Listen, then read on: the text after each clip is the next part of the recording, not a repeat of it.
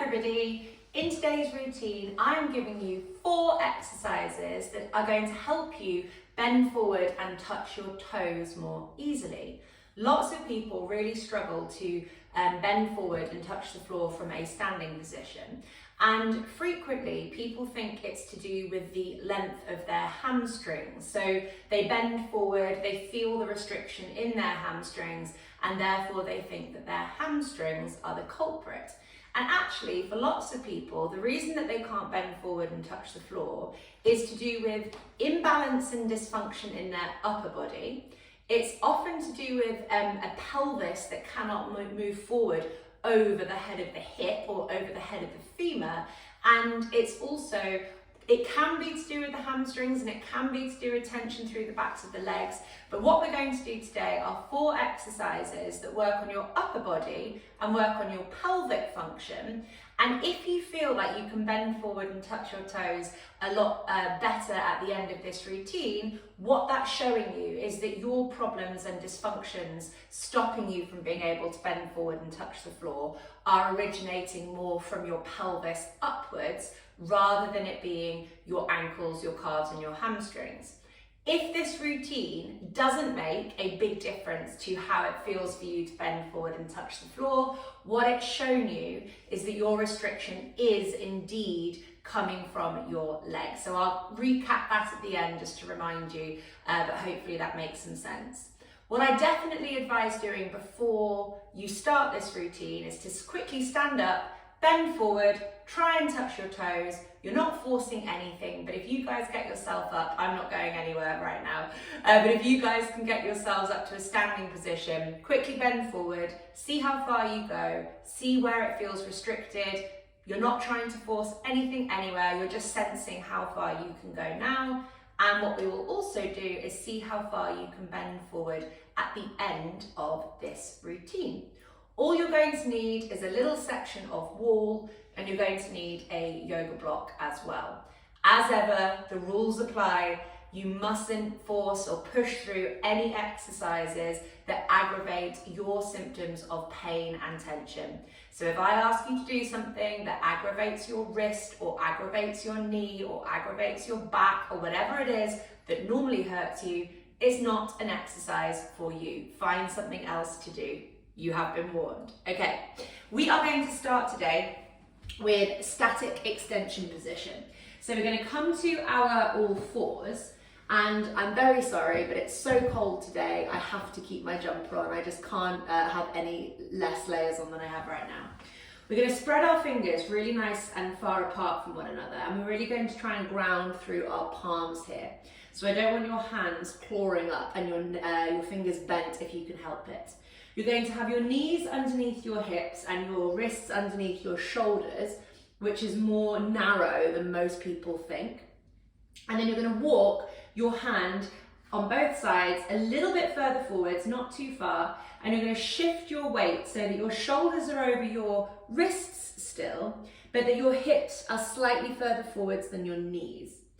From there, keeping your elbows straight, you're going to sink into your shoulder blades. So you're taking your chest towards the floor, but without bending your elbows to get you there. You're going to completely relax your head. You're going to pull your shoulder blades down away from your ears, and you're going to roll your pelvis forwards into what we call extension. So you've got an arch in your lower back. And you're going to stay here for a minute. I'm going to set my timer. Off we go. So spread the fingers wide. Keep the palms flat to the ground, the elbows stay straight, the head of the neck stays completely relaxed, your shoulders stay over your wrists, and your hips are slightly in front of your knees. Pull your shoulders away from your ears. Lots of people will make the mistake here of shifting their body forwards so that their shoulders are in front of their wrists. That's going to overload the wrists, and some of you may go backwards, which may possibly overload your lower back. So you're trying to keep the shoulders above the wrists, keep relaxing the head, keep straightening the elbows, and keep pulling those shoulders down away from your ears to feel that length through your neck. Roll the pelvis forwards. So what this is doing is balancing the upper body and getting the pelvis to move forwards over the heads of the femurs. 2 and 1. So that was exercise number 1, static extension position. And we're going to go straight into exercise number 2, which is cats and dogs. So static extension position, like I said, it's reducing rotation through your rib cage, it's opening up the chest and the upper back, it's balancing off your pelvis, and it's engaging your hips. And we're basically going to work on that a little bit more with this next exercise. So resuming the same position for me, you've got your hands underneath your shoulders this time, you're not taking them further forwards, spreading those fingers nice and wide and having them flat to the ground. So really focus on your hands and fingers. Your knees are going to stay underneath your hips, and we're going to do what is more commonly known as cat-cow, but Agosky method calls it cats and dogs. When you do this, we're moving our body up and down. We're not moving our body forwards and backwards. So just make sure that you're not shifting your torso forwards and backwards here. We're trying to keep our arms and our legs still, and we're trying to move up and down, not shift ourselves forwards and backwards. So, same kind of setup. We're going to roll from our pelvis first. So the pelvis leads the movement in both directions. I'm rolling my pelvis forwards into extension, so I'm creating an arch in my lower back. I'm sinking into each vertebrae in my spine. I'm sinking into my shoulders like I did that last exercise. I'm pulling the shoulders back and down my back, gently looking up, holding, feeling that contraction of the muscles along my back body. And then I'm going to squeeze my glutes, my butt muscles, to then start pulling the pelvis the other way. So the glutes draw the pelvis down into flexion, and I move spine, bone by bone, through my spine, up into a rainbow shape. I hold, and then I go the other way. So I roll that pelvis down like this. Each vertebrae follows that same motion. I'm not trying to move fast here. I'm really trying to peel my spine like a snake.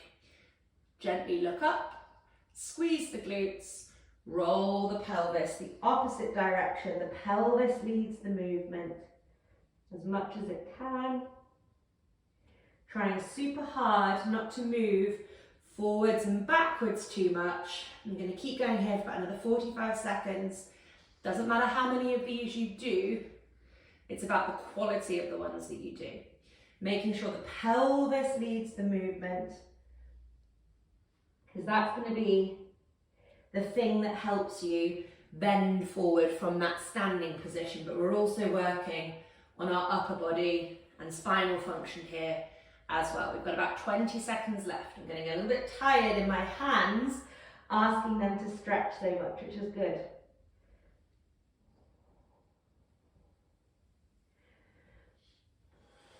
Ten seconds left, keep breathing. I've probably only done about 6 reps here. I've been taking it really slowly. 3, 2, and 1. Okie dokie, so that was cats and dogs. We were getting that forward backwards movement of our pelvis again, and we were also working and continuing that motion that was going to open up our chest and our upper backs. Next up, we're going to come to upper spinal floor twist. I am going to do this first on my right hand side so you can see me in the camera. I'm also going to use a block underneath my head. So this could be a cushion, it can be a yoga block, whatever suits you. You're coming to a sort of fetal position here. You want your spine straight rather than curved. You want your knees at hip height, and you want your ankles underneath your knees, so don't have them too tucked up. Head on the block, arms out in front of you, and what we're going to do is, without allowing this top knee to slide away, we're going to gently take our top arm over the top of our body. We're not forcing our arm to go further than we want to, so I don't want you, with this hand, cranking yourself aggressively open, because you won't get your spine moving. You'll just kind of compensate with your shoulders and your neck. So you're just really gently taking that hand over the top. My right hand is coming on my left knee. I'm not pulling my left knee towards me. I'm sort of pushing it down and away, And I'm trying to use that hand here to help me lengthen my spine rather than trying to crank my arm down towards the floor. We're going to stay here for 2 minutes before we swap sides.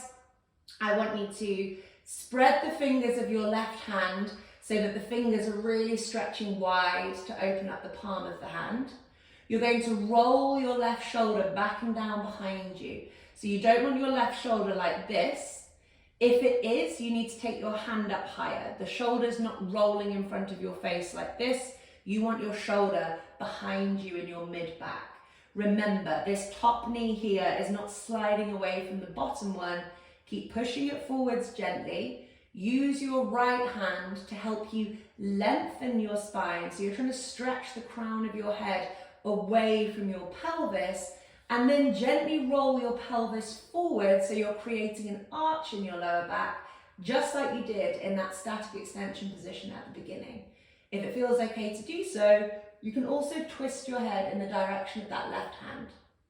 Keep breathing, expanding the ribs and expanding the belly with the breath. Keep rolling that left shoulder back and down behind you and driving that left hand and arm away from your body. So I'm going to check my timer. We've got 45 seconds left on this side before we swap sides. Keep rolling that pelvis slightly forward so you're creating an arch in your back. We're not letting this top knee slide. If the top knee is sliding, you're trying to open up your shoulder too much for the function that you currently have. Breathe into any tension that you have through your ribs.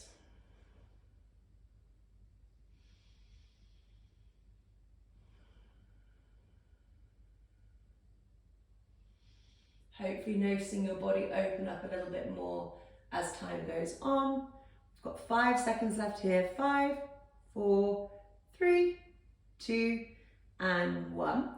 Fold yourselves up, and we're going to do exactly the same thing on the other side. I'm going to face away from you this time. So I've still got a loud voice, but sorry if my voice is a little bit quieter.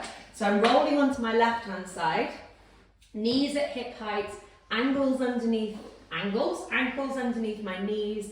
My arms are coming out in front of me. I'm not allowing my right knee to go anywhere as I gently take my right arm over the top of my body. My left hand comes to my right leg. I'm spreading my fingers wide on both hands, rolling my right shoulder back and down behind me, and I'm trying to create length through my spine. I'm not trying to open this hand up towards the floor. Off we go, let's breathe. So I'm using that left hand to help lengthen my crown of my head away from my pelvis. I gently roll the pelvis slightly forwards to create a little bit of an arch in the back. My right knee is pushing forward slightly so it's not rolling away from the left one.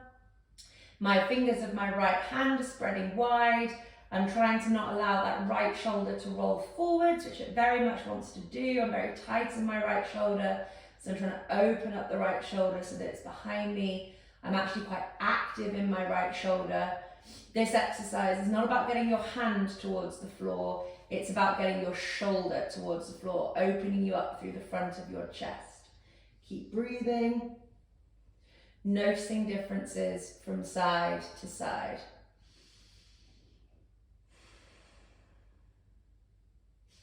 It's super, super important here not to hold your breath. We're really trying to get your ribs moving with every breath that you take. Actively roll that right shoulder behind you, stretch that right hand away. Find the areas that feel the most tense and stiff and breathe and work into them. We've got about just over 30 seconds left before we come to our final exercise.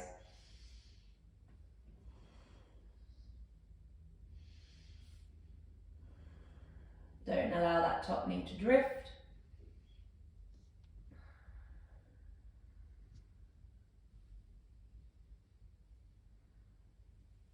And you can twist the head towards your hand as well, as long as it feels comfortable to do.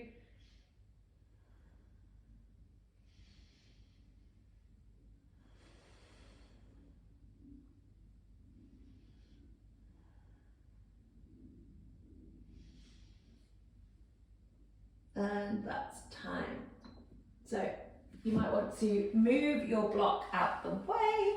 You might feel a little bit winded in your back as you come out of that one. So just do a couple of little swipes perhaps from side to side with your knees just to shake off any tension that might be there in your mid to lower back. And we're going to come on to our final exercise where we are going to put the block the medium way around in between our knees. Our shins are parallel to the floor and we're making sure that our feet are parallel with one another. So the toes are not too wide, the toes are staying in alignment with the hip.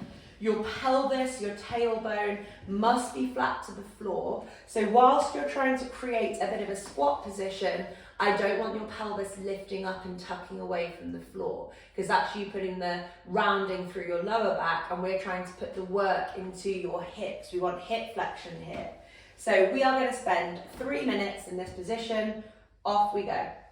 I'm squeezing the block in between my knees. So I'm maintaining a squeeze with my knees into the block. My big toe joints stay on the wall, but they are not actively pushing into the wall. So some people here will really push with their feet into the wall, which is not what I want you to do at all. Your feet are kind of resting on the wall. However, your big toes are maintaining contact with the wall throughout. We squeeze with our knees, and I want you to try and almost roll your pelvis forwards over the head of the femur again.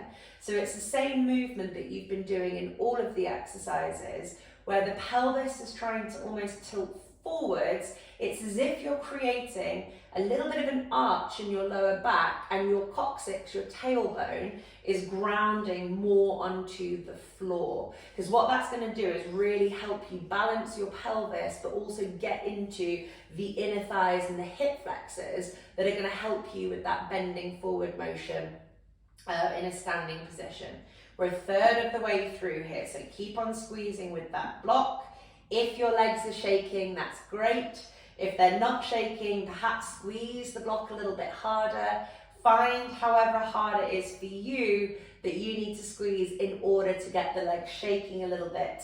Remember, the pelvis is flat to the floor, it's not lifting up. If anything, you're rolling a little arch into your lower back almost to really make you feel this into your hips.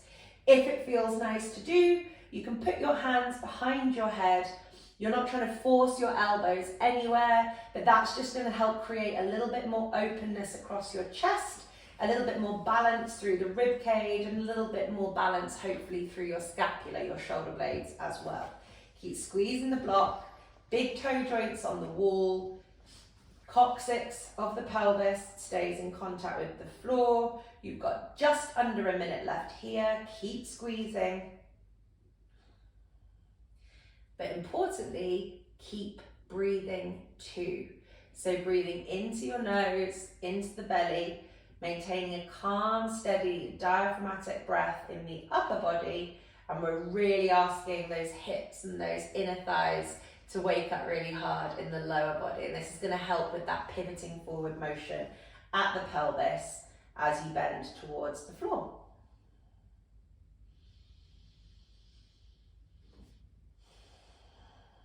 15 seconds left here.